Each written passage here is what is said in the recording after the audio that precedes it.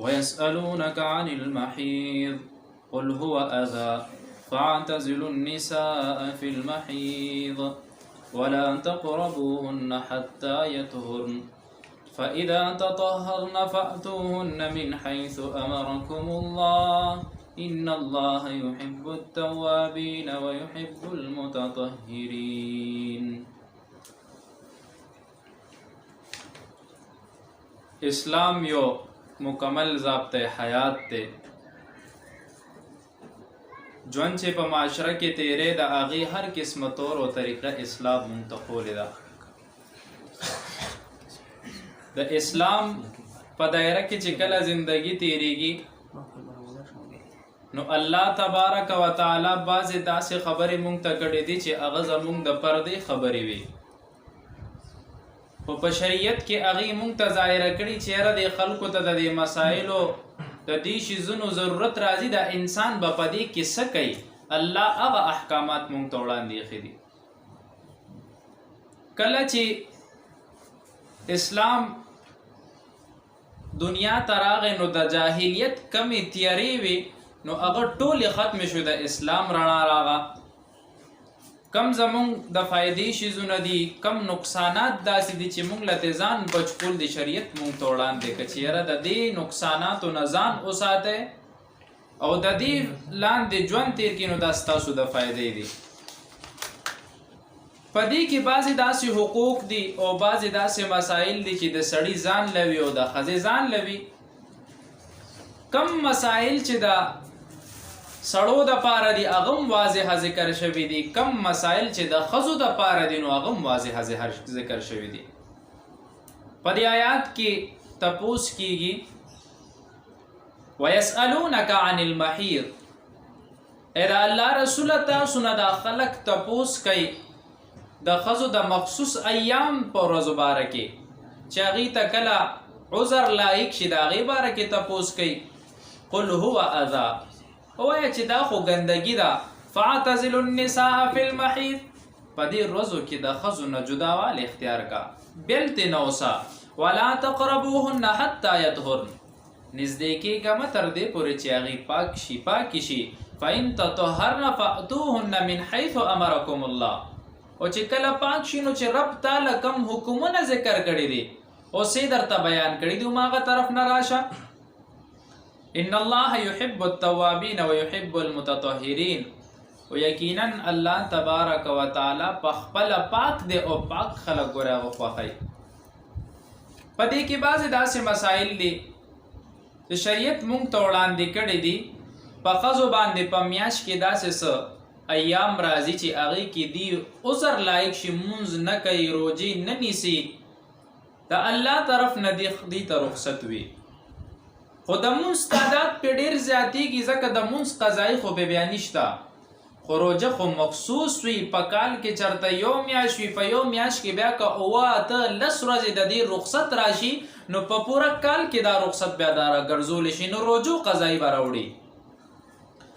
نو په دې کې د یهودیانو عجیبه عقایدو، د نصرانو عجیبه عقایدو، کله به چې داسې حالت راغه نو یهودو مجوسیانو خو به ښځې بلکل له کوره وویستې، خوراک څښاک به یې ورسره بند که. هغې دپاره دې ورځو له څه بېل ځایونه ایښي چېرې دوی به په دې کې پاتې کېږي. خوراک به یې ورته لرې ویشتو چې څنګه سړی هغه شرپسنده ځناور ته خوراک ورولي او هغه ترې نه وتښتي، دا شانتې حل به یې ورسره کولو. بیا چې کله د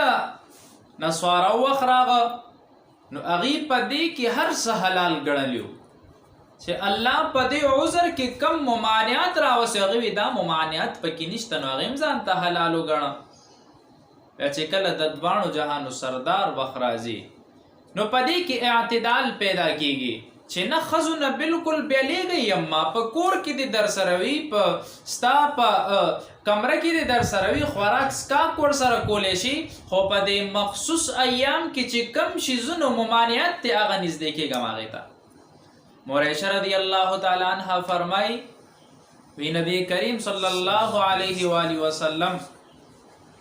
وی کله به چې د دواړو جهانو سردار زما د ورځې به په ما باندې راغی نو د دواړو جهانو سردار به خپل سر مبارک زما په غیږ کې کېښه او وی هغه به قرآن هم وی بیا به هم زه نبی کریم صلی الله علیه و آله وسلم سره وم تر دې حده پورې وي چې کم اډوکې به وي ما اډوکې نه به مې غوښه وخوړه هغه اډوکې به ما وچپو د دواړو جانو سردار به هغه اډوکې راواخیستو د ډېرې مینې نه او چې ما به اوبه وڅکلې په کم لوښي کې نبی کریم صلی الله علیه و آله وسلم په هغه ځای به خوله کېښو هلته نه به یې اوبه وڅکلې نو وی په دې کې څه ممانعت نشته چې کله داسې ایام په زنانو باندې راشي خلک دې بالکل ځان جدا کوي نو دا ټیک نه ده خو بعضې خلک ډېر زیاتیم کوي ښځو سره نو دا زیاتیم شریعت کې منې راغلی دی او هغه عملونه چې کم شریعت په دې باندې پابندي لګولې د سړي ته وایي چې یاره دا بد عملونه به ته ښځې سره په دې وخت کې نه کې نو په هغې وخت کې که چېرته یو سړی داسې بد عملونه شروع کړي نو په هغه باندې د الله طرف نه لعنت راوریږي دویمه خبره دا ده چې په معاشره کې کله وخت تیری نبی کریم صلی الله علیه و آله وسلم د کور زندگی مونږ ته چې ملو شوې ده د مور عایشې رضی الله تعالی عنها نه ملو شوې ده په شوال کې یک پیلنې هجری شوال میاشت وه چې د دې نکاح وشوه ابوبکر صدیق صاحب ورته وایي وی دا خپله بیبي د کور ته بوځه د دواړو جانو سردار ورته وایي چې ما سره خو حق مهر نشته نو نبی کریم صلی الله علیه و آله وسلم په دې شوال کې بیا خپل بیبي چې کور ته بوځي ابوبکر صدیق صاحب نه څه قرض اخلي ورته وایي څه قرض راله راکړه چې دې له حق مهر ورکم نبی کریم صلی الله علیه و آله وسلم چې کله د هغې رخصتي وکړه خپل کور ته یې راوسته نو پی وسکل او هغې له پی ورکړه چې تم ترې نه وسکه نو د ام عایشې رضی الله تعالی عنها یو ملګرې ولاړه وه هغه ملګرې ورته وایي هغه شرمېده نه اخیسته دی وی ګوره وی د دواړو جهانو سردار دله درکوي وی ګوره دا مه منې کوه هغې پې زور راوړه هغه پی ترې واخیسته په شرمېدو باندې هغه وسکل خو ابوبکر صدیق رضی الله تعالی عنه د بچو په تربیت کې ډېر زیات سخت و یو ځل یو مېلمه د ده زوی نه عبدالرحمن نه همداسې تللی و په هغې وله سزا ورکړې وه د بچو تربیت تعلیم و تعلم سره کړی ابتدا نه ورته تعلیم او تعلم خولو نو نبی کریم صلی الله علیه و آله وسلم جولای ته د هغې کور ته چې کومه زنانه راځي نو په هغه وخت کې د دواړو جهانو سردار د کور نه بهترینه یونیورسټي بله نه وه بهترینه مدرسه بله نه وه نو هغه چې کله هلته راغی نو د مور عایشې رضی الله تعالی عنها یو غلام و زکوان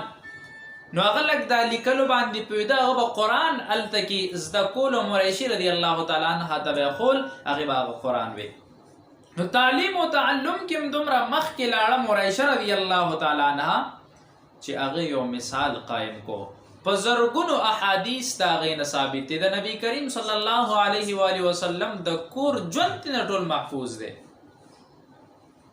د دواړو جانو سردار به ورسره ډېره بې تکلفي کوله مینه به یې ورسره ډېره زیاته کوله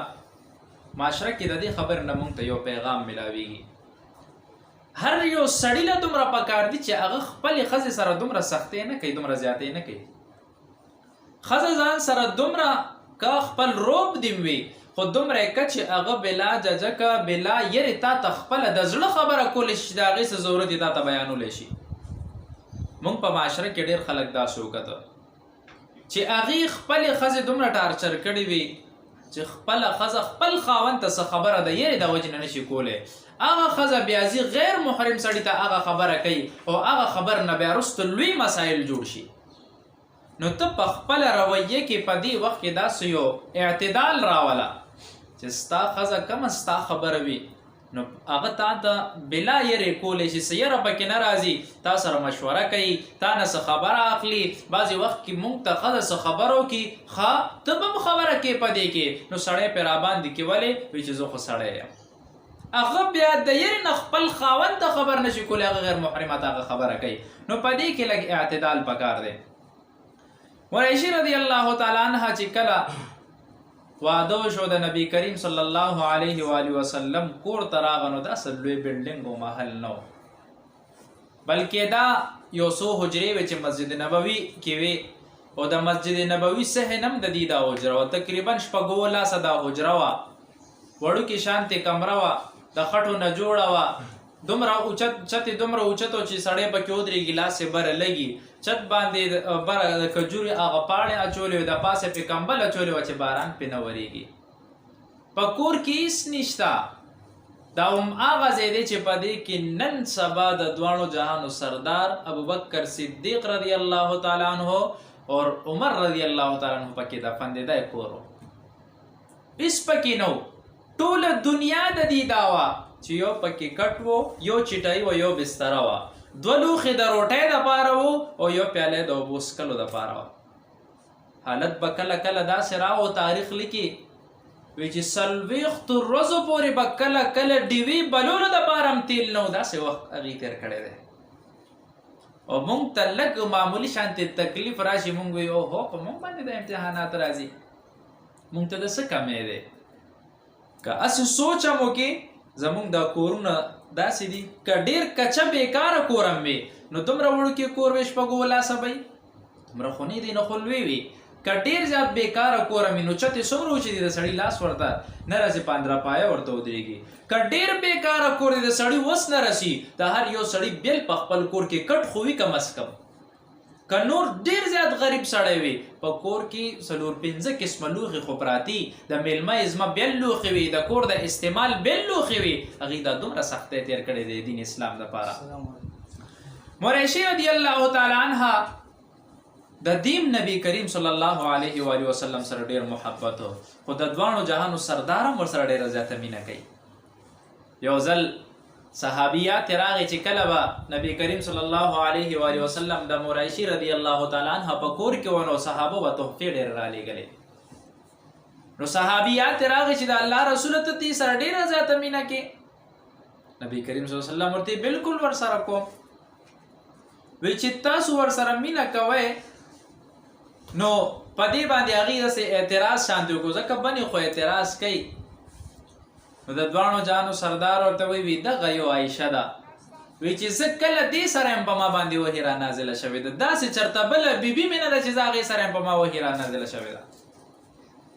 او وی زه چې چا سره محبت کوم ولې تاسو به هغې سره محبت نه کوئ، زه عایشې سره محبت کوم، تاسو هم سره محبت وکړئ.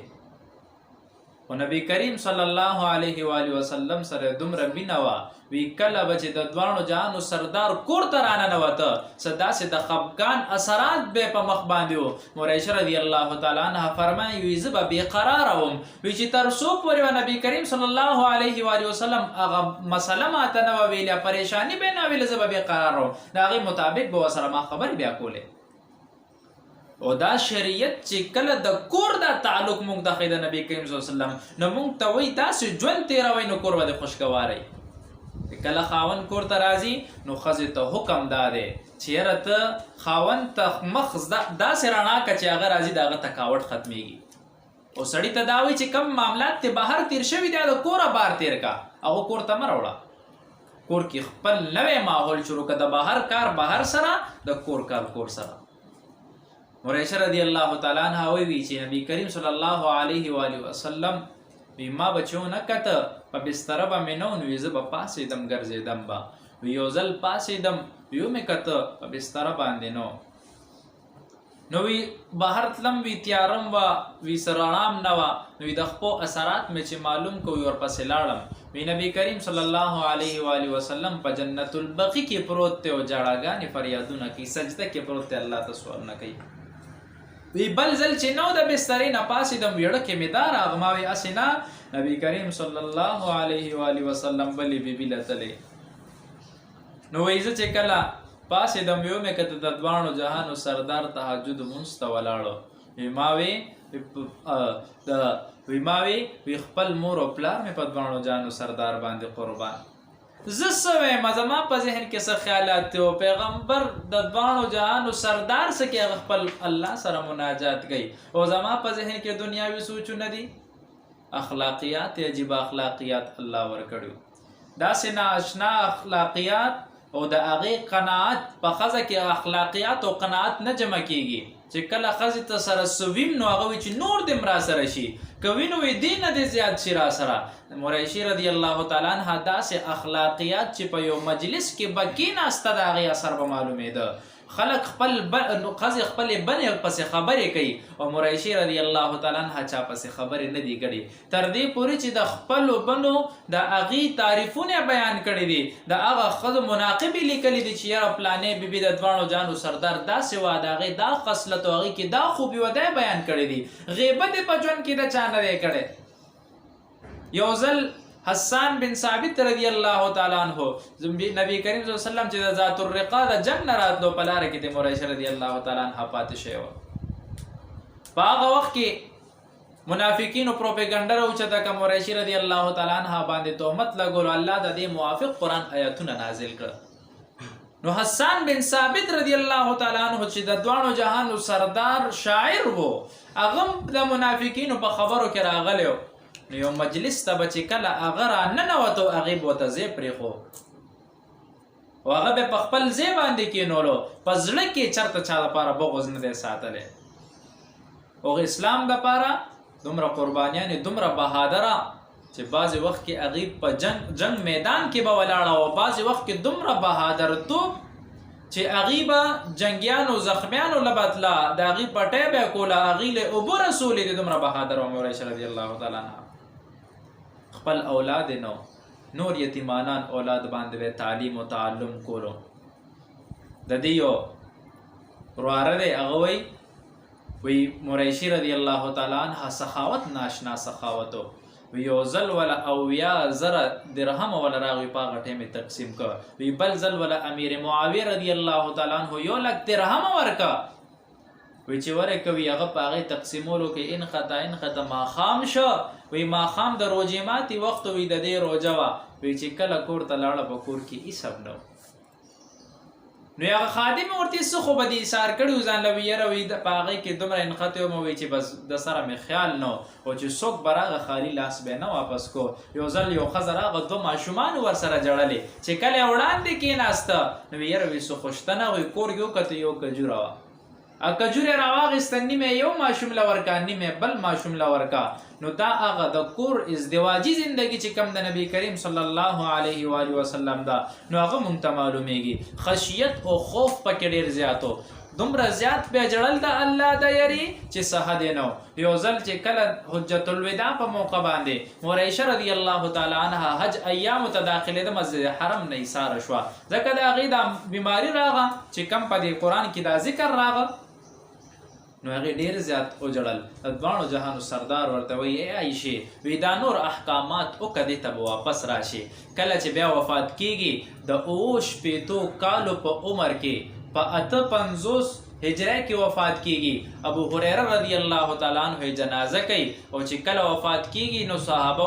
وی دومره رش او ولسم رمضانو دومره رش چې سهد نو وی مونږ وی کچرته د اختر شپه د دومره خلک راجمع شوي دي وصیت یې دا وکړو کله چې زه وفات شم نو وی ما نبی کریم صلی الله علیه و آله وسلم سره نه ما هلته امهات المؤمنین سره خښه کې چې کم ځای کې نور بیبیانې دفن دي هغه ځای کې مې خښه کوي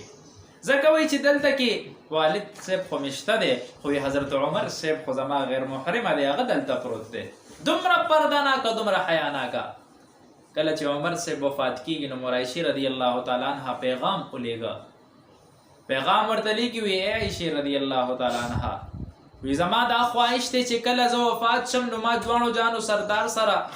خخ کا که ستا اجازت وي نو مور عایشې رضی الله تعالی عنها ورته فرمایي چې دا ځای خو ما ځان له خاص کړی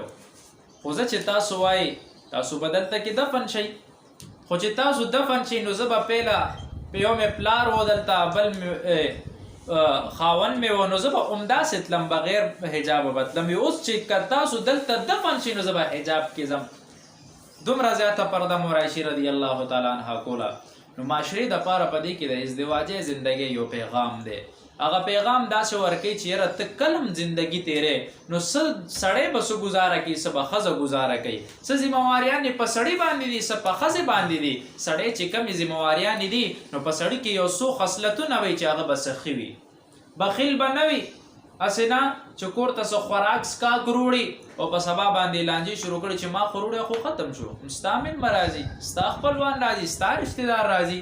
سړي کې به رعب وي. سړی به په خپل کور باندې رعب اچي، د خپل کور یو نگران دی دا سړی، په سړي کې دا ذمهواریانې دي. خو بعضې وخت کې د سړي د خولې د خصلتونو د وجې نه او د هغه د بد اخلاقۍ د وجې نه د هغه کور روان شي. هغې وجه دی چې د اسلام تعلیماتو نه نوي خبر د هغې نه ځان لرې ساتي. خو معاشره کې چې کله زندګي تیرې نو محض د دې دپاره تېروه چې یاره زه که خپلې ښځې سره هم څه کوم نو دا د رب د رضا دپاره کوم، که هغې نه څه غلطي وشوې زه د رب د رضا دپاره معاف کوم چې یو کمزوری مخلوق دی معاف مې که.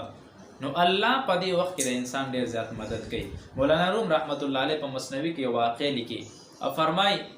یو ځل د محمود غزنوي رحمه الله په دور کې به ډېرې زیاتې غلاګانې کېدې. وی غلاګانې چې ډېرې زیاتې عام شو، محمود غزنوي رحمه الله یو پلین جوړ کړو چې یاره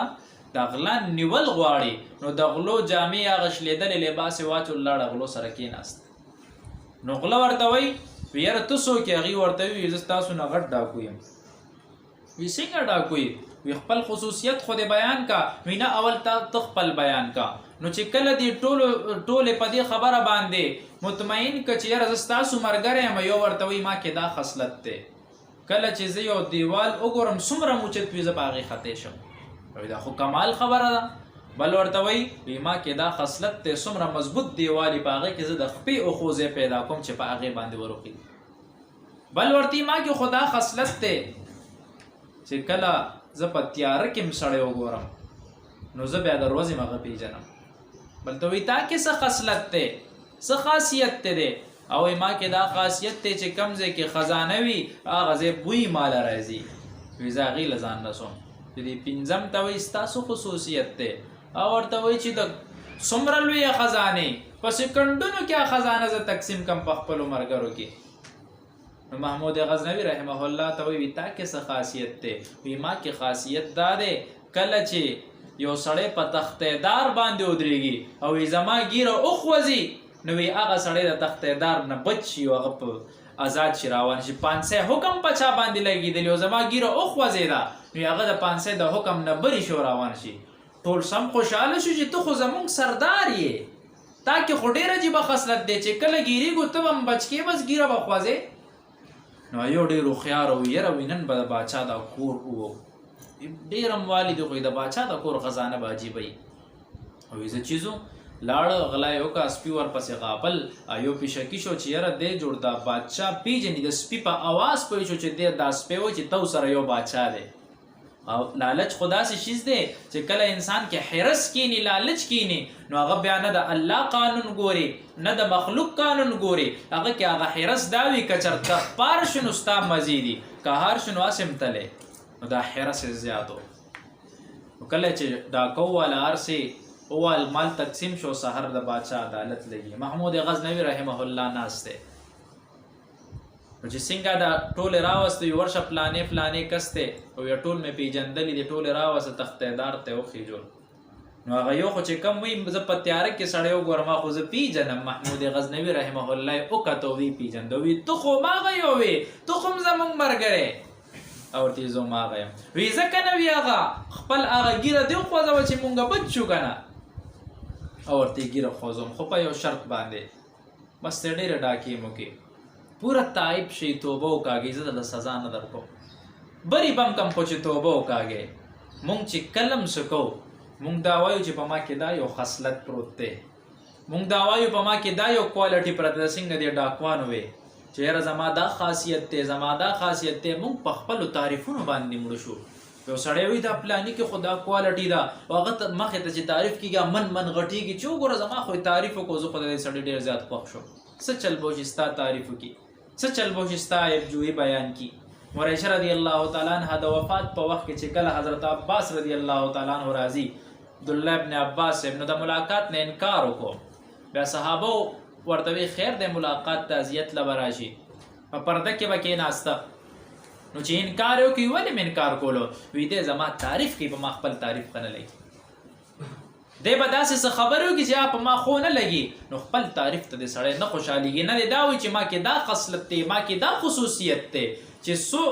کله چې وفات شي سترګې دې پټې شي هغې کې ستا د کوالټۍ تپوس تانه نه کېږي تا نه دا معلومات نه کېږي چې تا ځان سره څه خصوصیت دې راوړی نن تا کې څه خوږوالی دی تا ته دا وایي څه دې راوړی دی عقیده دې څنګه وه ایمان دې راوړی و په ایمان او احکاماتو باندې عمل شوی دی که نه دی شوی د پیغمبر سنتو پورې د خندا کړې ده که په هغې باندې د عمل کړی دی که نه صرف د دنیا لیډر د دنیا مال د دنیا عزت د دنیا کوالټي دې پسې نښتې وې نو هغې ته وې ستاسو دا کوالټیانې نه پکارېږي الله ته متوجه شئ اغلو ټولو توبه وکړه اګله د زمانې لوی لوی خلک ترې نه جوړ شو زما محترمو په هر حالت کې د الله شکر ادا کوئ